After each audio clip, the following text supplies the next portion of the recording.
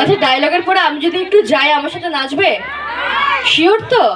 তখন কিন্তু এরম করলে হবে না, এই তুই নাচ তুই নাচ, এই তুই নাচ তুই নাচ, এরম করলে কিন্তু হবে না। ডায়লগের পরে আমি যাব, এটা একসাথে নাচতে হবে। হ্যাঁ হবে তো? ফুচকা? ফুচকা তো নেই, উঠে গেছে, থাকলে খেতাম। আচ্ছা চলো। আচ্ছা আমি একটু অগ্নিরূপমার উর্মি হয়ে যাচ্ছি। উর্মি হয়ে ডায়লগটা বলি। আমার আসল নাম সৌমি, সৌমি ঘোষ।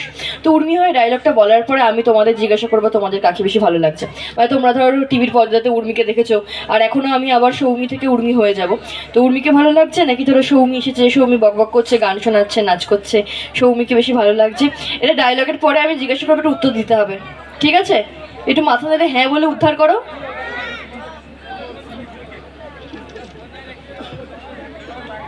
শোনো মা, তুমি কি ভেবেছো তোমার বড় মেয়ে নিরুপমা দত্তের সাথে আবির রয় চৌধুরীর বিয়েটা দিয়ে দিয়ে তুমি খুব ভালো কাজ করেছো? আমি বলছি তোমার বড় মেয়ে নিরুপমা দত্ত কোনোদিন এই বিয়েতে সুখী হবে না, আমি ওকে সুখী থাকতে দেব না। বড় রয় চৌধুরী বাড়ি থেকে তোমার বড় মেয়েকে টেনে হিচড়ে নিচে নামাবো।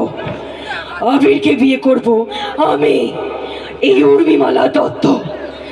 মোহিনীসের মডেল হব আমি, এই উর্মিমালা দত্ত। রয় চৌধুরী বাড়ির বড় বউ হব আমি, এই উর্মিমালা দত্ত।